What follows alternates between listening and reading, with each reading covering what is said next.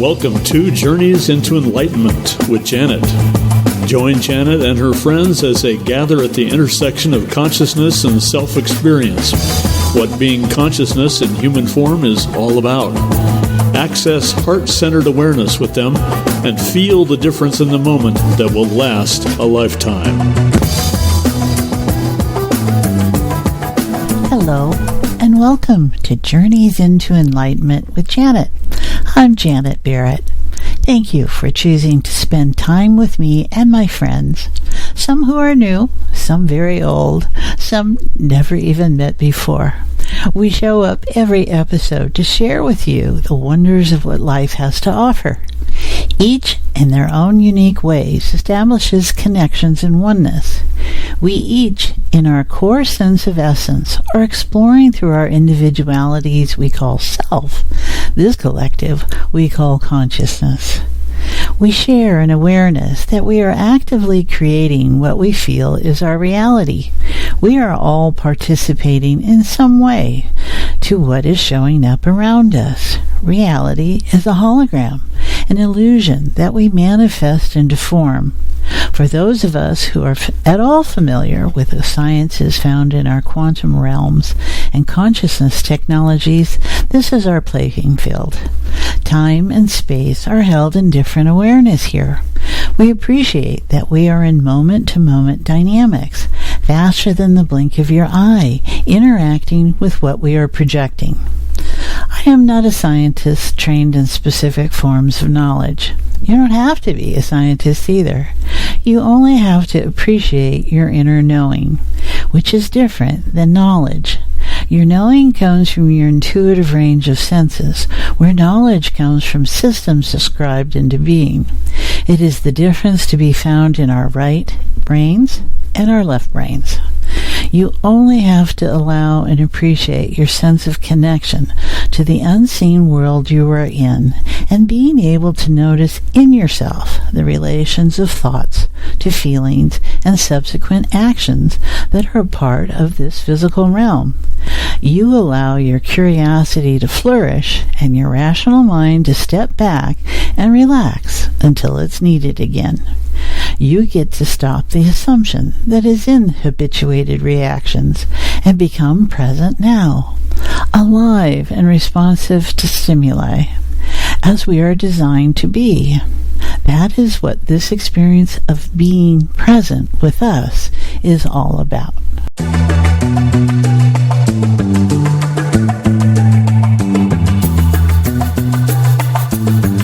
Today, we're going to explore the path of Reiki in consciousness with my guest, Mari Hall. Reiki is Japanese for the path of enlightened action. This is what being present now in active transformational reality is all about. Mari is a Reiki Master, teacher, and founding director of the International Association of Reiki. Today we're going to share in the awareness of Reiki as a path of being for all living creatures, and will nourish our souls, find inner peace, and embody wonder in our lives all at the same time. I am glad you are here with us.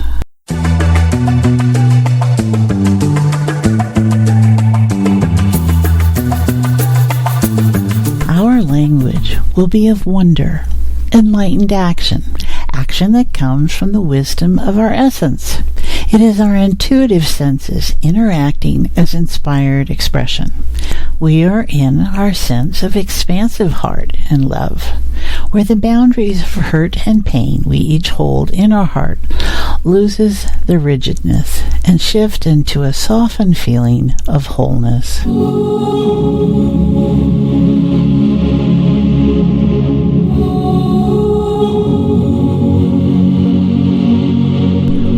Hall is a Reiki teacher, coach, mentor, and motivational speaker who inspires people to reawaken their spirit and values in their personal and professional lives. Her passion is for people to connect to their inner peace and through creative resolution take this out into the world. Mari began her Reiki journey in 1980 when she was searching for a way to help with a debilitating health issue. Mari went on to become a Reiki Master in 1983.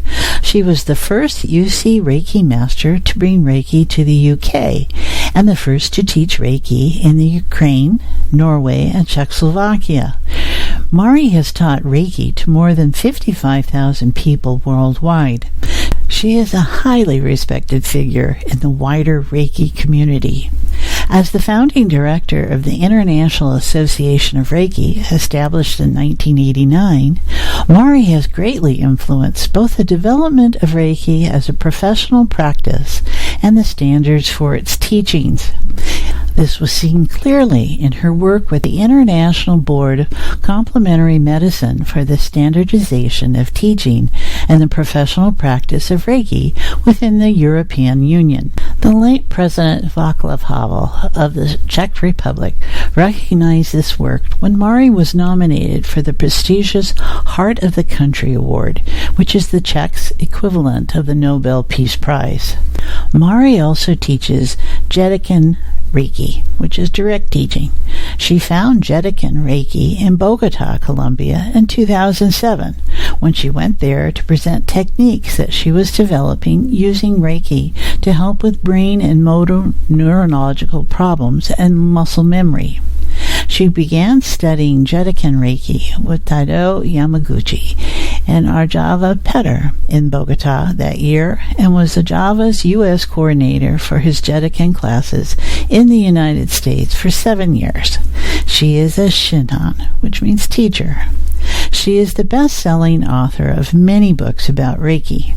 You can find them on Amazon. Direct links are available at our episode 34 webpage. Her books include Practical Reiki, a step-by-step guide, Reiki for the Soul, Reiki using healing energy for peace, joy, and vitality, Reiki for common ailments, and Reiki for the Soul, the 11th door. You can reach her at her website, www.marihall.com, and at her email, mari@marihall.com. She is happy to answer all your questions about Reiki. Hello, Mari. Welcome. Well, hello to you, too. I'm looking forward to being with you. I really am. Oh, that's great, Mari. All right, everyone. We've got Mari Hall with us on this episode, and she's a wonderful example of demonstrating Reiki. And she is a master at it, all about enlightened action. And she's going to help us go places. I think that's the best way to play. Best, I can't even talk. The best way to describe where we'll go together today. So we're going to focus on what enlightened action is from the Japanese approach of what Reiki is and how that fits into being present now and making choices and enjoying life. And it's for all living matter, whether it's animals or humans or the rocks next door, I'm sure. It all is in resonance of some sort with us. So let's take this moment here, everyone, and just bring our awareness into being, into form.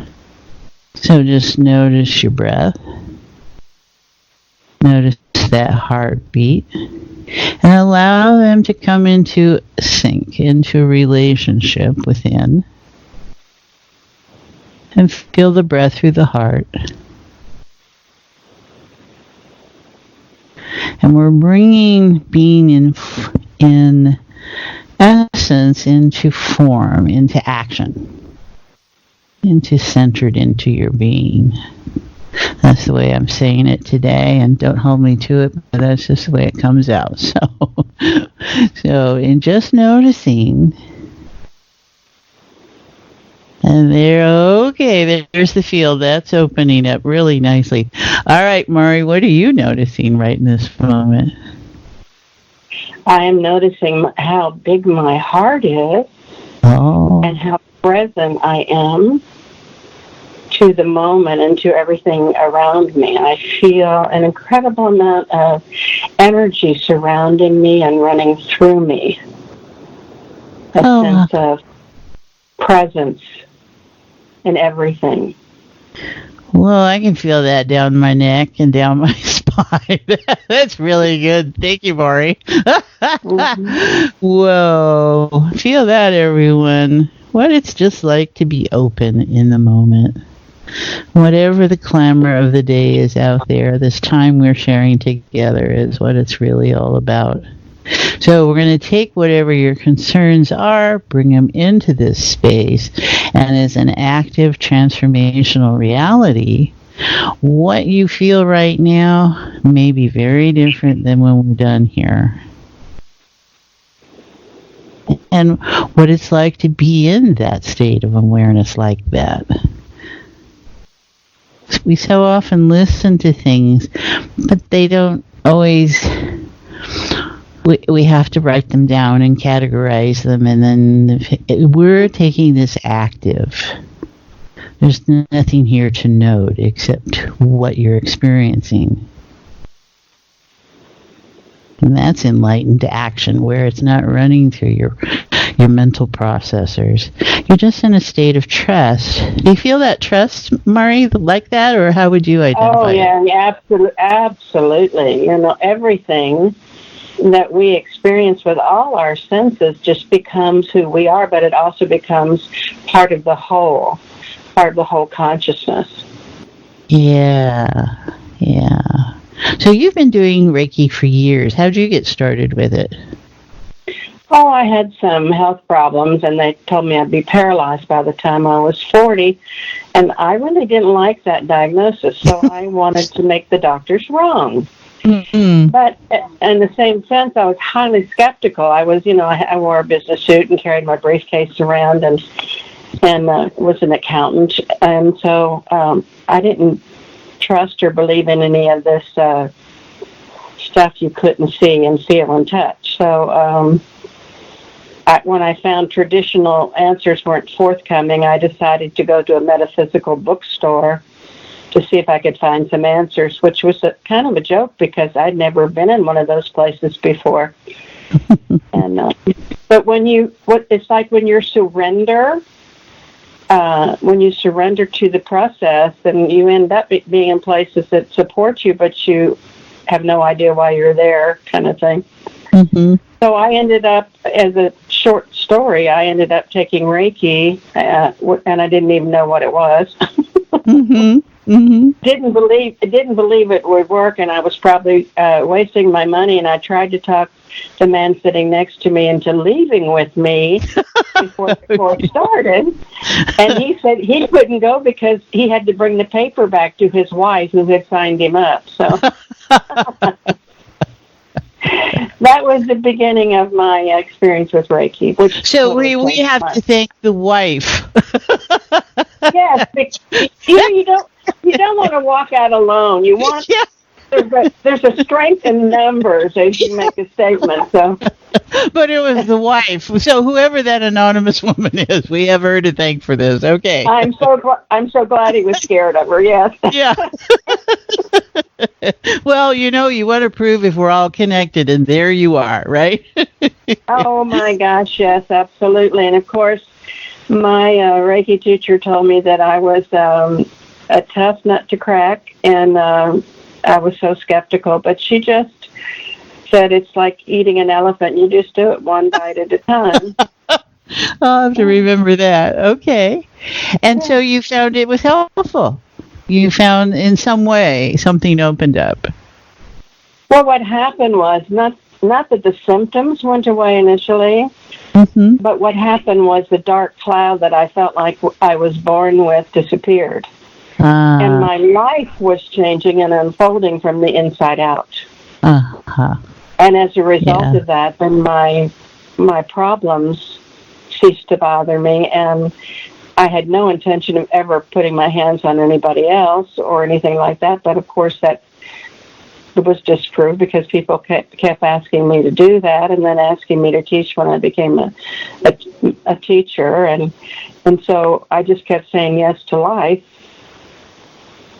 And ended up being in Europe for 18 years, being one of the first Reiki teachers there. So it's been quite a journey. But again, it's all about trusting the process, being present in the moment, and saying yes.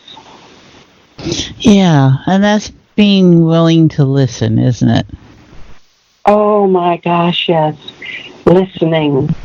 Yeah. Just opening and listening to what life brings you. Mm-hmm. Yeah.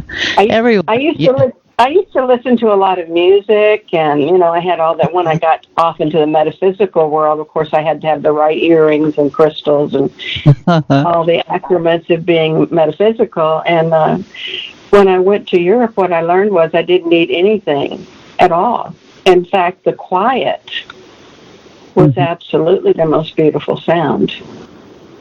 Because you hear everything in the quiet. Oh my word! You hear so much, Yeah. and you see so many miracles. It's just been an incredible experience, and it still is. It's all about being present. Being present. That's what you're gifted with, is the present. Right. So you hear the quiet and the sacredness of being present, and it's not that there's no sound. It's full of sound. And it's full of life. It's just, it's not your mind chatter that's editing through it all the time. Right. Absolutely. Right. You accept things as they are, and the more you accept, the more beauty you see and feel and experience. And I totally relate differently now to my inner talk, right? So here we are, we're quieting mind, and then you get to hear what you're saying, and you go, oh, and in this state, in the quiet, you can hear it clear of the person that's saying it, right? You hear the information, you hear the energy that's present in what you're thinking, and you can be present to it in a whole different way. And you go, oh, okay, now what do I want to do with that? Right? So everyone, just notice, there we go, what it's like to hear the quiet, and then to hear your thoughts. And in this state of active transformational reality, what if they could be different? So, and we're not having to focus that something has to happen in a particular way. That's mind working. What we're doing is we're allowing what is present to come into awareness. And in the state of that transformation is happening, whether we notice it or not, we're just allowing whatever is showing up to present itself in a way that says, well, if it could be different, because that's what this state is all about. It's about potential and energy and transformation, transcendence. It's about where patterns of habituated thinking and thought and feeling can become different, because the elements that are holding it together now have an attention to them, and that we can take the tension out of it. And when you take the tension out of it, it will collapse and fall apart. So we just allow it to just keep going apart. And it's not that we intend anything specific. It is that in this state, it is there to have that happen. So this is what we want to be paying attention to. We're out of judgment about it, and it's okay to have our problems, in each of us.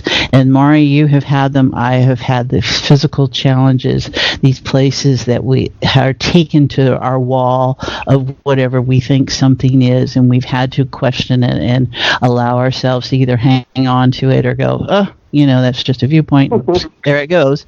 And because that's the dance of wholeness. Wholeness is what helps us navigate the different experiences that are going to show up in any of our lives and what we do with them.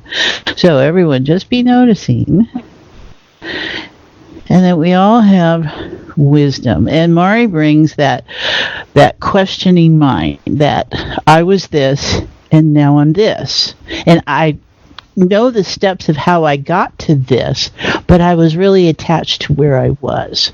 And so how her grace has shown up in saying, you know what, I there's something here. I don't know what the hell it is, but I'm supposed to be here, and I'll go with it. So just notice where that might be in your story. of, no, I didn't always hear it, and I didn't meet an angel. It's just something showed up, and she was paying attention. Now what you noticing, Mari? Oh, it's the sheer wonder of it all. My favorite word, wonder. Yeah, it's like a little child that looks at everything with such delight. Oh, wow. I can feel that in the back of the medulla. Okay, everybody notice the back of your head. That must be where we're holding our child of wonder. Okay, so just take him out of the deep freeze there. That's where that fight or flight sits. So just open that up. What would it be like for that child of wonder to live again within you, within each of us? Okay, continue. I'm sorry I interrupted, but that was no, it's fine. really noticeable. I was reminded one time we were studying meditation, and my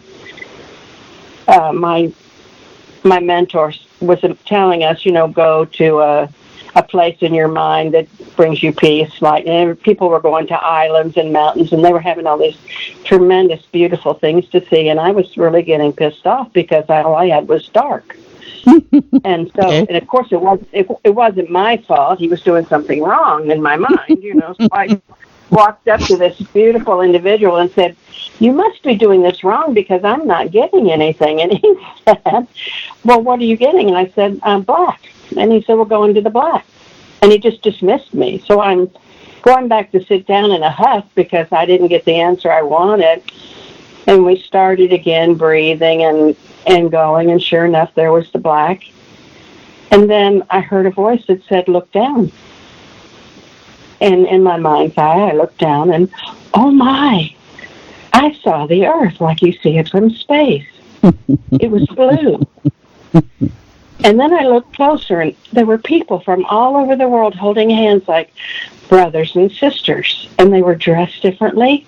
And I knew in my heart of heart they had different languages, they had different ideas, but there was a sameness there, and they celebrated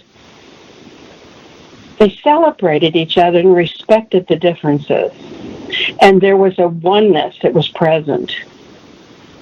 And I was so excited that I just stayed there in that moment, and finally he told us to come back, and I went running up there to tell him what I saw, and he looked at me and said, "Great, what are you going to do to create it?" That was my challenge. And that's one of the things I think by being in Reiki and by being in transformational work, I hold that vision of our interconnectedness around the world and how we can celebrate each other and respect our differences. And for me, that's been always an important vision of why I'm here. And is that what with your inner directive to creating the International Association of Reiki? I did create it, but then when I moved, I created that in England because so many people wanted to join my association. But when I moved to Czech, they couldn't do that because they couldn't send money out of the country. So I talked with the board in Scotland and said, "Well, listen, let's move us to Czech so that the Czech people can become part of that organization." And so that's what we did. So you literally created or helped hold part of that energy dynamic of this association. Always, and I taught from that perspective that we are brothers and sisters, and that even if our languages are different, we have a common language of the heart. And I would give hugging lessons to people because they didn't touch each other. They were very formal. So it was a lot of breaking down of walls, a lot of coming close to people, taking away formal language and asking them to call each other by their first names, not titles. So it was really a lot of social work, working with people in that environment, and the country just blossomed, not because of my work, but because there was some avenue for change. And people were holding a different vision of what that country was in relationship to other countries as well. And it was probably a real nourishment in that country. That was just before the different things going on with the Soviet Union and stuff at that time, the Czech Republic. Yeah, they had just gotten free. They were still in Slovak. I went through that. The wall came down afterwards. I mean, great amount of changes. And in that time I was there, it was just astounding how much they changed, how much I changed and came into a realization of my own self. It was tremendous, and I wouldn't change it for anything at all. No, well, we all our hats in appreciation and gratitude to you for what you were doing there. So, all right, everyone. So just notice, what would it be like? Because certainly we can use that energy today in putting your hand out to a stranger, putting your elbow, let's be respectful of our virus, I guess, putting your elbow out there to your neighbor and just noticing. So in your mind's eye, what it would be like to experience your neighbor that way. Because there's the physicality of touch and how that sense of connection is so important to pass on to one another. And then there's also just in holding presence. And we know how energy is everywhere, and we can be here. I'm in Portland, Oregon. Boyd, our sound engineer, is in Kansas, and Mari, you're in Texas. And so we are in 3 very different physical locations, and we're all connected. And we can use our voice. We have the convenience of the technology. But we could just pick an appointed time and just sit and feel the connection between the 3 of us. And that's what's apparent to all of us, any of us who do this kind of work, who appreciate that there are no boundaries, that we're talking about vibrational information and the collective in how we're seeing how this virus is passing around is through a vibrational connection and receptivity. That distance, time, and space are attributes of this reality, the physical reality. But in our realities of the quantum world and formless, whether it's spirit or spirit world or whatever parameters you want to use, information is everywhere. And so I know you work with clients all over the world. I certainly work with clients in different places in the world. And we can affect each other. We can feel each other without having to be right there. So just notice, everyone, and we welcome you. So maybe in this point, let's think of someone who's at distance to you. And notice if it's someone you like or someone you don't like, and that's a starting place. Don't judge it. Just notice who comes to mind, all of us. And then notice how you feel. And is it warm support, loving, or is it some judgment or some other emotion? And what would it be like that it just be an enriching state of awareness? See, I'm not even going to label it. You can go wherever you go with it. And notice what you feel now. Because enlightened action presumably means that it's an enriching experience for everyone. But we cannot judge. We certainly can, but doesn't help to judge or to save or fix someone else. All we can do is offer this state. What you noticing, Maury?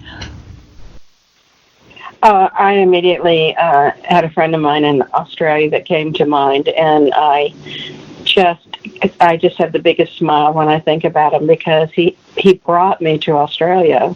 And had me teach, and he was such a host, an amazing host, showed me so much of the area that he lived in. And and his family just lost everything except their house.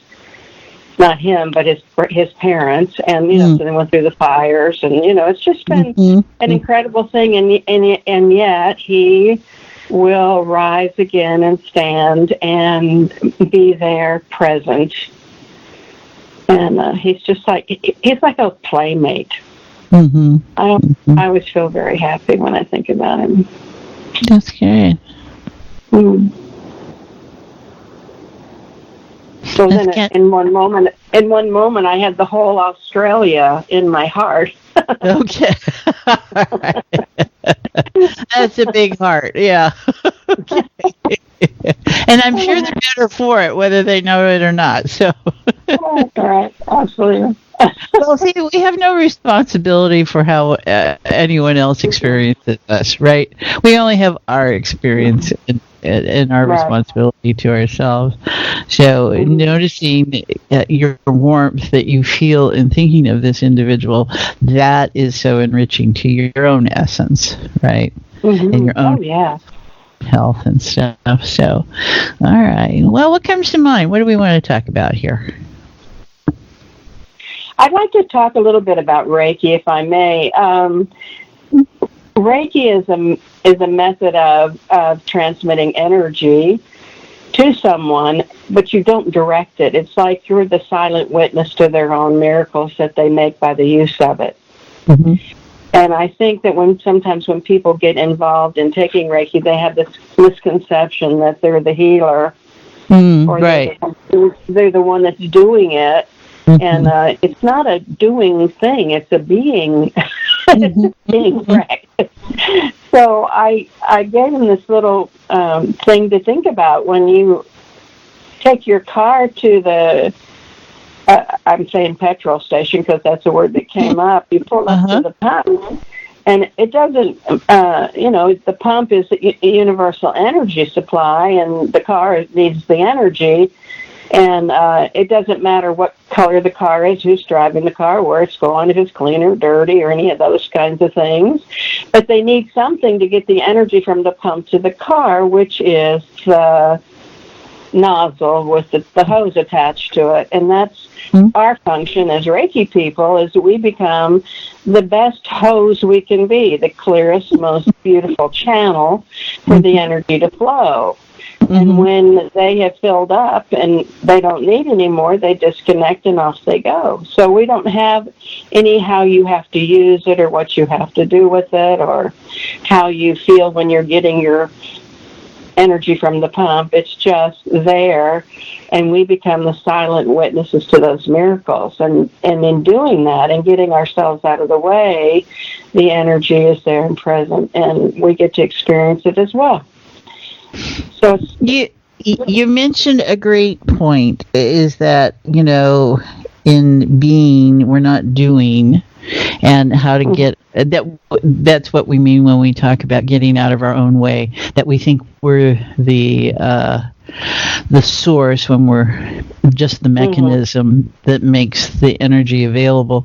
And we realizing that anybody can have their own pump in their own yard, and that they can be their own hose and pull it out. And that's really what we're looking to do, is demonstrate how easy it is to be connected. It's already there. You just have to shift your awareness to it. And that's such a dilemma. We get caught up in thinking that our healing, if it's in a healing modality, because that's usually where people go, is that whatever it might be, mind, disease, physical, whatever realm it's in, that something needs to be fixed. So, that fits into the healing thing, that others know better than us. And what we're looking to share with people is that there's a lot of help organization that means that I'm the power. You need me to help you because you can't help yourself. And people hold that in their self-awareness of how they interact with others. And what we're looking to do is to help people recognize that in themselves, the reason they would come to us is because we understand those relationships, and we're not pushing our agenda and saying you have to come to us to get this. We provide the mentoring, we provide the reality plays for you to participate in this.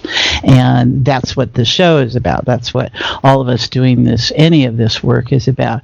That's so often personality, the self gets involved in our title and our power and our structures and yada, yada, yada. And it's really just about helping people to understand their own relationship, that we all have our answers inside when we are in this state of awareness, when we still the mind and we can just hold to the truth that we use each other to reassure ourselves, to validate ourselves, but that there's always awareness on some level there that we're dealing with. Yes, and also when you're in that state of beingness, which is really active, it's not passive by anything. And you're so aware, you feel things and you understand things at a different level, and it's teaching me when I'm working with somebody or working with myself, it's teaching me so much, I'm feeling this, and it's not a question of getting in my mind and saying, what does that mean? I'm just allowing the feeling to be there, and then I just breathe and let go, and it dissipates, and I just keep doing my work. Mm-hmm. But also for me, it's, I think, important that we are empowering other people to remember how divine and beautiful they are. Their own wonder. Their own wonder. Their own wonder. They can't see in us what's not in them. And transversely, if we're judging and seeing darkness in someone, then I need to ask myself, where is that in me? Right. So it's just, again, a state of being present. What is life giving us in that actual moment? What are we feeling? What are we sensing in ourselves? And to breathe and let it go and let it dissipate. Without agenda. See, that's the thing, right? Right. we can sense bias. We can sense all those things. We can sense the lie, when we allow ourselves to recognize. But when we build our stories around our biases and perceptions, and we don't want to hurt, I'm not going to notice that about you, because to notice it means it challenged me is how I have to think about you and how I have to deal with you. And inadvertently, that's about myself. And everything is reflective of self. So I appreciate what you're saying there about that. So what else about Reiki do we want to know? Everyone can do it. Okay. Yeah. We're all special. We all can. We all can learn the techniques. And basically, when you're with a teacher, they help you reattach. I think of myself like a chimney sweep that just goes around cleaning out the chimney so that it draws better air, so I love that. Okay. So that's what that broom's for. Yes. Oh, you saw my broom. Okay. I fly on it occasionally, yes. So people, it's when people would come to me and say, I only you can work with me, or people will write me and say, you need to be working with this person. And I go, hey, wait a minute, you learned Reiki from me. You've got hands, you've got intention. You can do these things. I'm not the magic potion here. Love is the potion. Right. So, but we all can do it. And I think for me, it's important that people are with the teacher, because there's an interaction of energy with these people. And that once you are initiated, you go through an initiation process, the learning becomes your actual practice. The practice and the doing or being in Reiki is what teaches you. Well, I'm still learning. Yeah, well, we're always learning, right? But I think it's not in the terms of education and the way we use our language, and for me, I'm aware of the weight of that. And so I'm looking to go, okay, this doesn't feel joyous. This doesn't feel lighthearted. This feels like it's something I have to do. And as soon as I classify things and that I have to do something, I'm already in resistance and sunk. So everyone, I'm noticing that. So let's just be aware of that. There's nothing to do. There's only play. And there's some other parameters here, is that if you have your own permission to explore life, and we have the champion, which is what we serve for each other, the champion who says, yes, you have everything you need to go play, and you have that reassurance. What happens there? What happens when life is about innocence gaining experience, and that you never lose your innocence? It just gains experience. And so we don't have to get into the drudgery or the meeting some agenda that you're not interested in, because how many people are in a school situation and all they do is, if they're fortunate enough, they still feel the spark. They don't feel the burden of the student loans that'll be piling up. It is very challenging to love what you do when you think that what it's going to cost you. And I'm not into doing that reality that way. This has to be an even exchange when I'm interning. And that's really, I think, maybe a more comfortable state to be in. When I do things when I used to do things, and I still do, it's always sliding scale, it's always free, it's because I figure there's trade-offs, and I'm the one who holds the value about something, and it may be in cash, it may be a monetary way, or it's in what the value comes out in some way. There's a sense of abundance somewhere on some level that I'm engaged with. And then I'm more inclined, when I thought of it, I'm interning. I'm gaining experience about something. And then I got to make so many dollars an hour, which is a real reality out there now with people being challenged, is how to bring into center awareness that what we do, this is an opportunity to really stop and go, how can I be in my pleasure place doing what I think I have to do? I always have felt, or have come to the realization, that if I am in a profession that I love, I absolutely love, it isn't really like a job. It's like a vacation that I get to enjoy, and I have people coming around me, and I get to play with them. So money comes, or abundance comes, when I'm in the flow, and I'm not having to make it, or it's like going to school and studying something, and then you don't even like what you studied. Yeah. So you go do that, and then you go, okay, what am I going to do with this degree now? When I really just want to go over here and do massage work, or maybe I'm going to make marbles. I like to play with glass. I don't know what it is, but when your heart is got the big yes, it just seems like life just opens up and says, well, come along with me. And what you need to support yourself or need to live comes in some way or another. I think you're making a really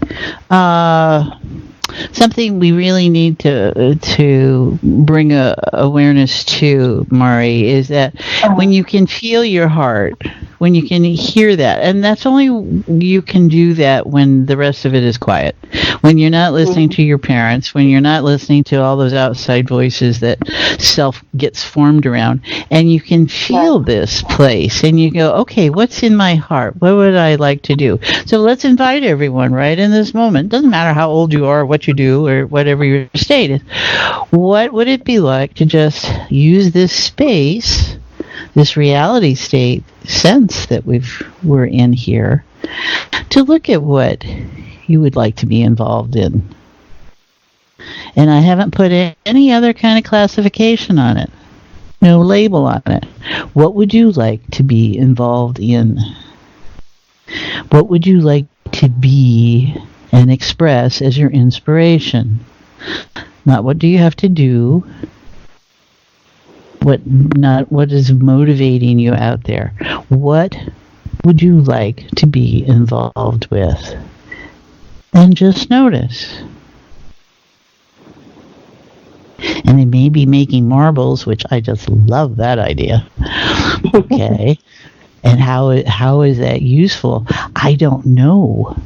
But where does it take you to allow yourself to drop that marble?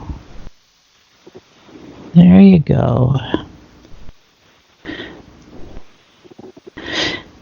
And it's not about obligations, and it's not about what you can do. It's what in this moment would you like to be involved in? And what if everything had the potential to orient to that in your life? What if the doors opened, doors closed? What if the opportunity stepped right in front of you the next time you went outside? I have no idea how it can happen. We're just allowing that it's possible and probable. It will be by how you define how you experience life. And as we're open to what we experience in life, what is possible? And is it the alignment of intention and expectation? This is where they come together. So, what you'd like to be involved in, and what would it be like if that could create a whole new direction in your life? And if it's oriented around your enjoyment, and whether you do it for money or whether you do it for entertainment or whether you do it as just an expression, all enriches and brings you abundance in your life in some way. But when we say something has to do this in order to do that, we're setting ourselves up for issues. So just notice what comes to mind. What you got, Mari? What do you notice there? I started picking up sticks like a child. You know, those little sticks we used to play with? Oh, pick up sticks? Pick up sticks? Yeah. Oh, yeah. Okay. And they're all the different colors. I thought that was just wonderful. I was having fun playing, so... Well, those are that you have to pick them up without moving the other, right? So, right. How many you can pick up in order without disturbing the other? That's interesting. Well, you can. I remember playing it as a child. I've done it a long, long time. I think it'd be fun to do. For me, playing is my joy, just to play. Well, and see, that translates into so many things, because as adults, we don't move into work being play. We move it into being work. And then that's our challenge so often, is we have to give up our games now and we have to work. And that makes it instantly, the resistance and the defiance and the drudgery all start to show up. So... Because when you're an adult, you don't get to play anymore. Oh, that's so silly. Well, that was so true. It was, When I changed, when I used to offer matrix energetic study groups, I was a study group leader, and then when I changed it to play groups, when we moved out of that and we became weekly play groups, 80% of the people dropped out. And I know. It wasn't serious enough. It wasn't because it was play, and they didn't have, and I went, that's okay. if you want to study at this and get good at this, as opposed to being a natural at it. And I think that's it, is that we've lost our natural ability appreciation. We've honed it into, we have to learn something, and we have to do something, and we have to be certified in it, and we have to degree in it, and then only then does it have worth. And the truth is that we're all natural human beings, and we all have a variety of awareness, right? And so, like you said, Reiki, anybody can do it, right? I laughed one time because someone gave me a business card, and it had so many things after their name, just. Oh, right, yeah. And I just sat there and wondered which one they did well. Which was the one that I'd really call on them to do. And then another friend, in fact, she was a trainer friend of mine, gave me a card, and it had MSU. And I looked at her and I said, "Aunt, what's MSU?" She said, "Make stuff up." Love it. I like that. I'll have to remember that. I know. I think I would put an MSU behind my name any day. Well, right. We can get caught up in the titles and the dogmas and the years of training and all the money and resources it takes, when really it's just perhaps a honing of a natural state, right? And it's okay to have more than one skill set. Now, see, that's probably part of the challenge, right? I have a tool bag, and I pick out what I need to use at the moment, but I guess my bag is Reiki, for want of another name, but people keep supporting me to just call it Mari. Well, there you go. Totally. Just call it Mari. Just call it Mari. I'm all for that.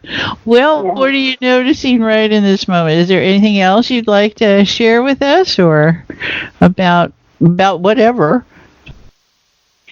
I've been doing a lot of reading about people's reaction to this virus, and a lot of the craziness, the hoarding of food and toilet paper and whatever else they think they need to have to live, and so much so that even the elderly people can't even get anything because they're too busy pushing people away to make sure they have what they need. And this is my thought, and we talked a bit about it before, was that I think this is a big wake-up call for all of us to finally just get it. We're in this together. It's not a statewide thing. It's not a countrywide thing. It's a worldwide thing. And that I am hoping when the dust is settled on this, we have learned an invaluable lesson about our interconnectedness and about our brother and sisterhood and how much we mean to each other. That's what keeps coming up for me. It's the call for love. Right. Call for love, yeah. Well, I'm struck by what you say in the sense of the interconnectedness, and it's the difference between locality and as a reference point. And I mean that so often we respond when there's an immediacy, and we're not so prepared, not to be prepared, but because as part of a natural flow, you go different places. And so to have things, we don't always pay attention to, okay, let's do this, and we're foresighted. We don't see how it relates to anything else. We don't see how it's affecting, because we're on different levels of awareness. We're in different dynamics at any one moment, and so choices are always being made, and they're not always. If they're made with a short-sightedness, when they're made in a panic, when they're made in a reactionary state, we lose that ability to see how it plays in the whole, and we're only involved in self.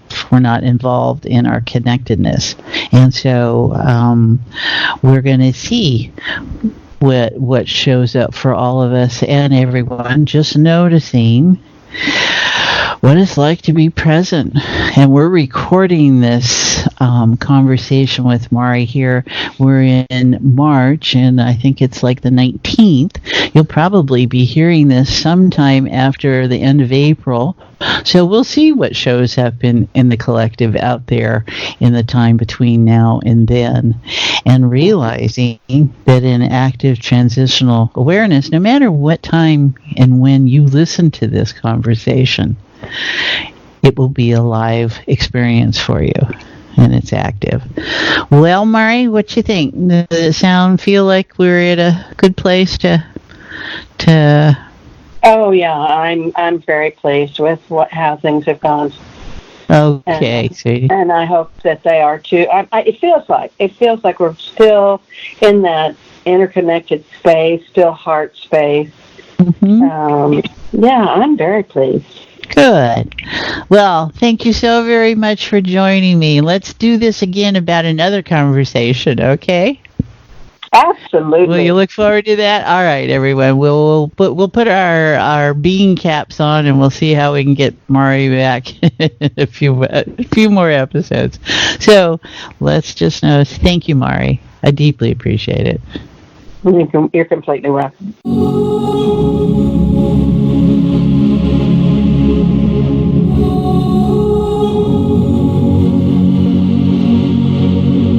Mari has been influenced by Pierre Teilhard de Chardin, a French idealist, philosopher, and Jesuit priest, and offers us two of his quotes in particular. You are not a human being in search of a spiritual experience. You are a spiritual being immersed in a human experience. And the most satisfying thing in life is to have been able to give a large part of oneself to others. On the episode 34 page, I have listed a link to a website that lists all his works. She has also always enjoyed this quote from Edith Wharton, American author. There are two ways of spreading light, to be the candle or the mirror that reflects it. And in this quote from Mari's mentor, D.K. Bradford Brown, she is found to hold meaning in her own experience. Sometimes I feel like a lonely tree, arms outstretched to the light of the sky. I forget we are a forest, connected together at the roots. For more information on Reiki, Mari herself has written some wonderful books. I suggest you explore it. They include Practical Reiki, a step-by-step guide, Reiki for the Soul, Reiki using healing energy for peace, joy, and vitality, Reiki for common ailments, and Reiki for the Soul, the 11th Door.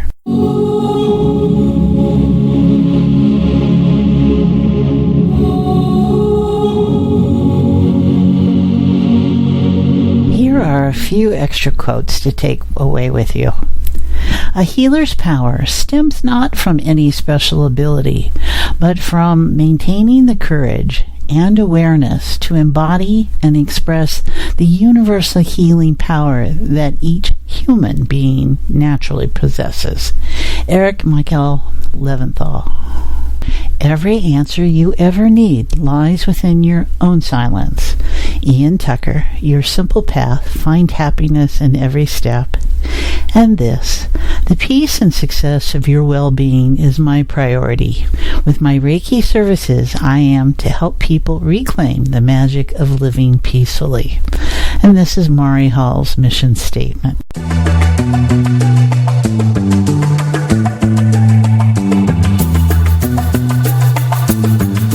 For another take on listening, here is Listening to the Pulse of the Universe from the extensive meditation archive at Interlude and Internet Retreat.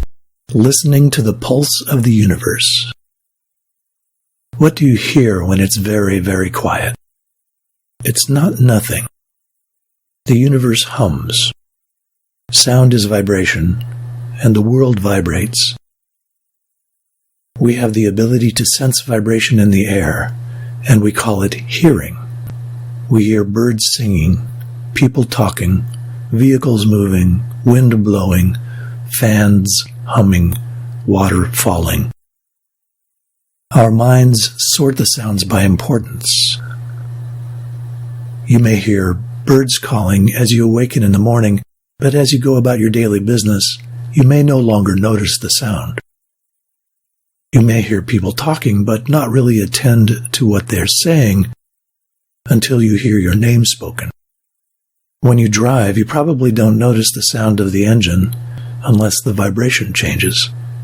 And then your awareness focuses on the unfamiliar motor sound and you tune out the radio or the person in the passenger seat talking to you. Normally, we are bombarded with all sorts of sounds in the course of our day and are aware of relatively little of it. Much of the sound is of no significance to us, so we tune it out. People vary in their ability to do this, and for many of us, the need to tune out noise in our daily routine creates stress. When you're trying to concentrate and the radio or TV is playing, or people are talking nearby, the task becomes harder. Tension increases, and concentration suffers. Meditation is best done in a quiet place. If quiet is unattainable, masking sounds such as calming music, recordings of nature sounds, or even white noise, like the sound of a fan, can help screen the distractions. Chanting also helps the meditator to screen out distracting sound. In addition, it creates a physical vibration in the body of the chanter that may be calming yet energizing. Let's assume, though, that you can find a quiet place to sit. Maybe this is a place far from the hubbub of the world. If there were no significant sound vibrations in the air, what would you hear? Maybe the air molecules doing their random dance would cause a quiet hum in your ears. You might hear the soft sound of your breathing. You might even hear your heart beating and the blood pulsing in your body. If you are very still, your whole body may become like your ears, and you'll feel the vibrations in your cells as if they were sounds.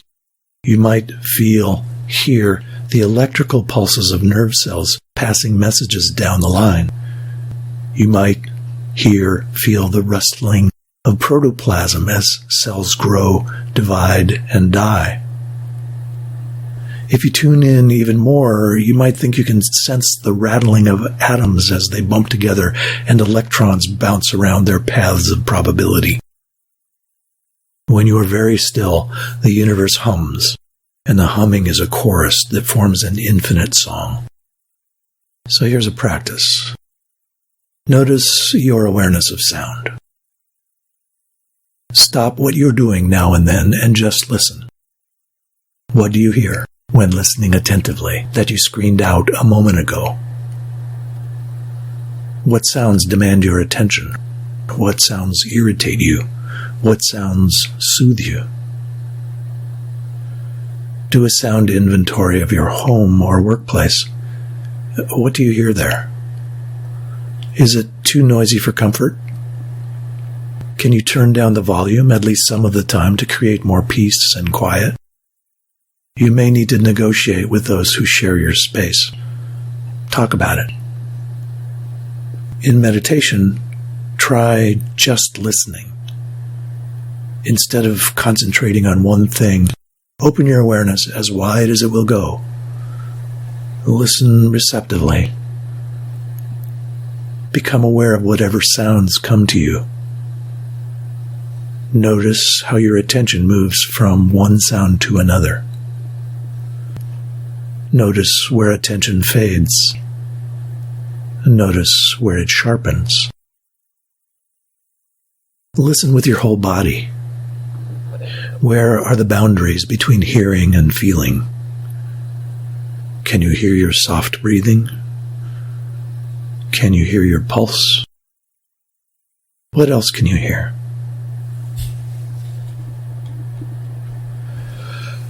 Here is a poem entitled The Thunder of Now. Plowing the field of magnificent potential, we view our lives as if through a microscope. Addicted to progression, our history-making folds in the converging lines of events so that the highly improbable appears in its fixed past inevitable. Pulling clear lines out of chaos, life becomes ordered, predictable, and small.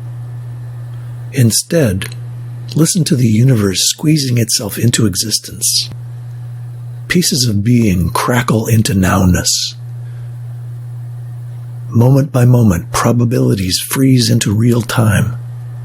Like a flock of crows drawn together by mysterious attraction, this, right now, flies at us from the vestiges of a moment ago. Gather yourself to awe at the thunder of unfathomable being drawing up creation.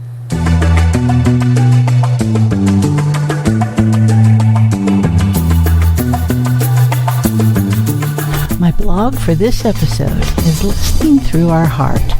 You can read it on my blog page at my website, janetandbeyond.com, or listen to it on my YouTube channel, Journeys into Enlightenment with Janet Barrett. Mari's website is marihall.com, and you can email her directly at mari@marihall.com.